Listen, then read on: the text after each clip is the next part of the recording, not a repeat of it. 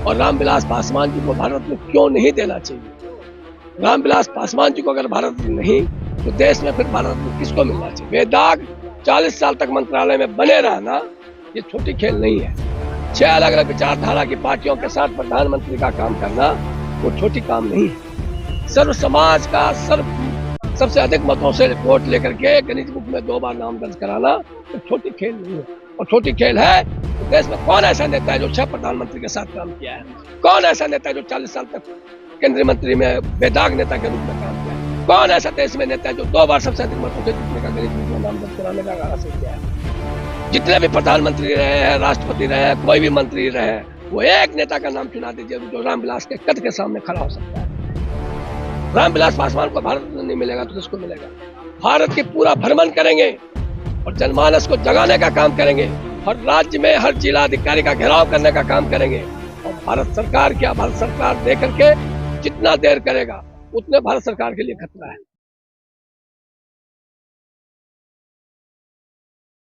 आप जंतर मंतर पर अपनी मांगों को लेके आए हैं, आपको लगता है कि क्या अभी केंद्र में भाजपा की सरकार है तो पासवान जी को भारत रत्न देगी?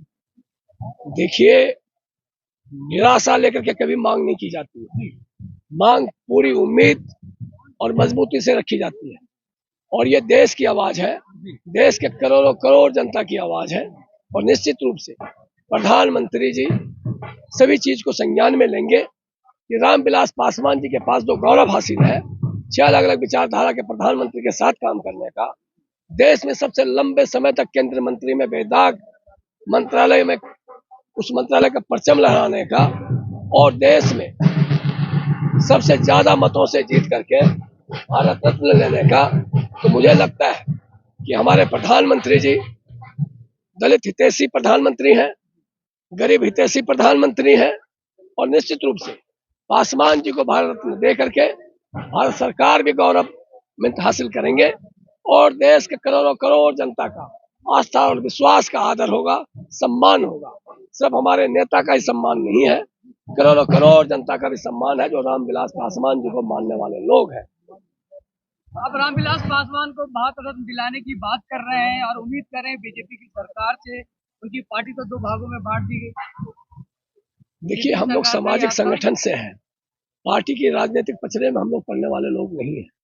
और गैर सरकारी ज्यादा सरकारी, हम लोग गैर सरकारी संगठन है।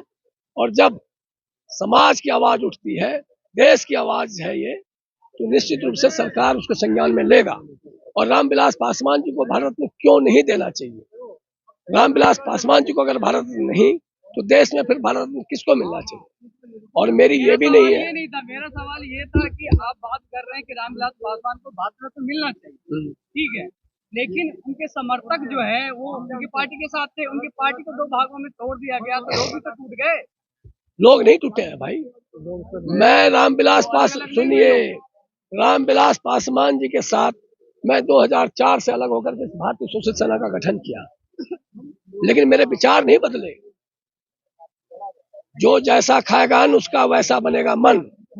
रामविलास पद के लिए जो है लोग टूट जा रहे हैं। और अरे मैं कह रहा हूँ ना बाबा, मैं आपको कह रहा हूँ ना, वो उसकी वजह से नहीं टूटे। समाज को कैसे लेके चले अनुभव एक मायने रखता है। देश में जो बड़े बुजुर्ग होते हैं, हमारा देश एक पारिवारिक व्यवस्था को लेके चलता है, संस्कृति को लेके चलता है और सम्मान को लेके चलता है। रामविलास पासवान के सुपुत्र चिराग पासवान को कहाँ देखते हैं आप? कहाँ नहीं देखते हैं भाई। वो पुत्र के रूप में रहेंगे तो देखेंगे ना। पुत्र के रूप में अगर नहीं रहेंगे तो उनको नकारा कहाँ से गया है। अगर पुत्र के रूप में नहीं नकारा होता तो आज वो संसद नहीं होते। दल विधायक का तो आपको ज्ञान होगा ना, जब मीडिया के आप लोग हैं। तो अगर पुत्र नहीं मानते तो वो जैसे एक अलग होकर के पार्टी चला रहे हैं, क्या वो पार्टी चला पाते? वो सदन का नेता होते?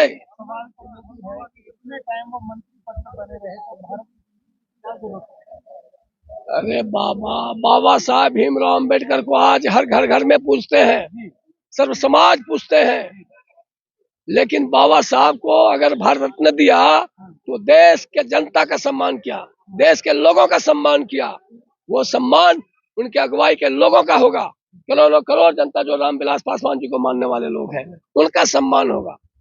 ऐसा क्या काम किया है आप लोग उन्होंने ऐसा क्या काम नहीं किया है?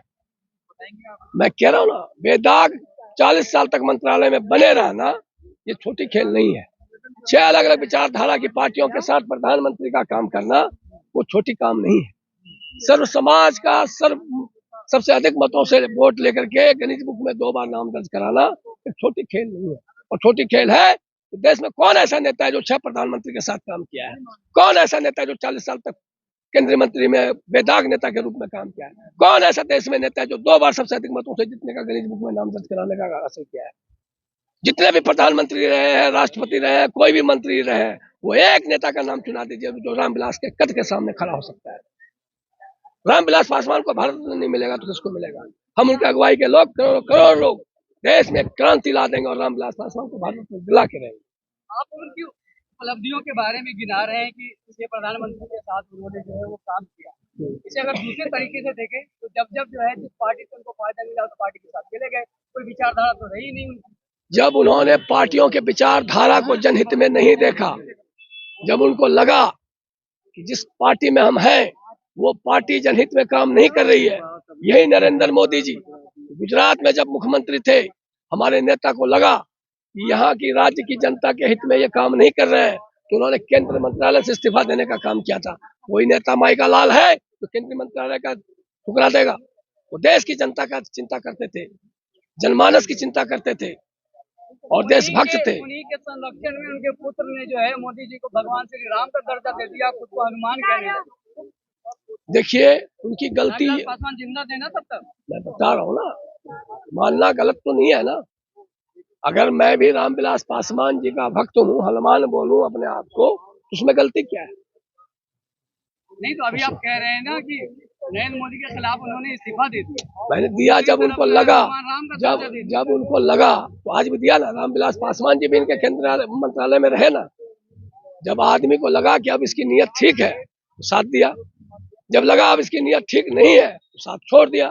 तुम्हारे साथ हम पाप का भागीदारी क्यों बनेंगे? तुम्हारे साथ हम गलत क्यों करेंगे?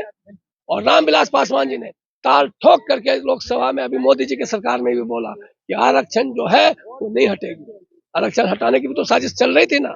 रामविलास पासवान जी ने बोला ना कि आरक्षण को अगर छेड़ने का काम किया है तो हम सरकार को छोड़ने का काम करेंगे। कोई माय का लाल है देश में?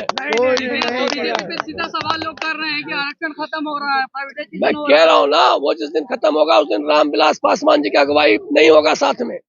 जो रामविलास पासवान जी के विचारों का सम्मान करेगा, रामविलास पासवान जी का अगुवाई उसके साथ होगा। आपकी अगर बात नहीं मानी और बात नहीं मिला तो आपका स्टेप क्या है, कैसे? देखिए हमारी हिम्मत जो है सिर्फ यही नहीं है कि जंतर मंतर पे आज हमने काम कर दिया और भारत में मिल जाएगा।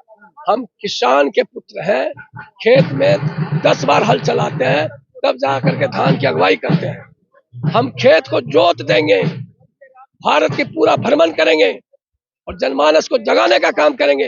हर राज्य में हर जिला अधिकारी का घेराव करने का काम करेंगे। और भारत सरकार क्या, भारत सरकार दे करके जितना देर करेगा उतने भारत सरकार के लिए खतरा है।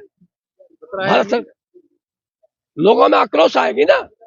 आप सम्मान अगर देंगे तो आपका भी सम्मान बढ़ेगा। अगर आपने पद्म भूषण से सम्मानित किया है तो देश के करोड़ों करोड़ जनता ने आपका आभार प्रकट किया कि भारत सरकार ने एक सही निर्णय लिया है।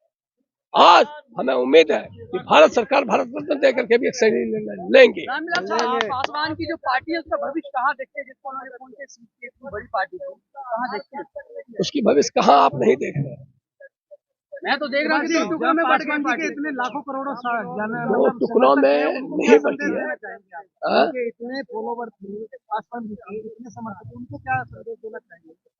उनको यही देना चाहेंगे कि रामविलास जी के जो आदर्श और नीतियों को, जो उनके अगुवाई लेकर के चलने वाले लोग हैं, जो कार्यकर्ताओं की पहचान रखते हैं, जो कार्यकर्ताओं की भावनाओं को समझते हैं, वो माननीय केंद्रीय मंत्री पशुपति कुमार पारस जी हैं, जो जमीन से काम करते हुए एक एक कार्यकर्ता को देखा है कि किसकी क्या कार्य क्षमता है और किसको क्या सम्मान चाहिए। तो जो उनका अनुभव है उनका सम्मान करना चाहिए और माननीय पशुपति पारस जी के हाथ को मजबूत करना चाहिए।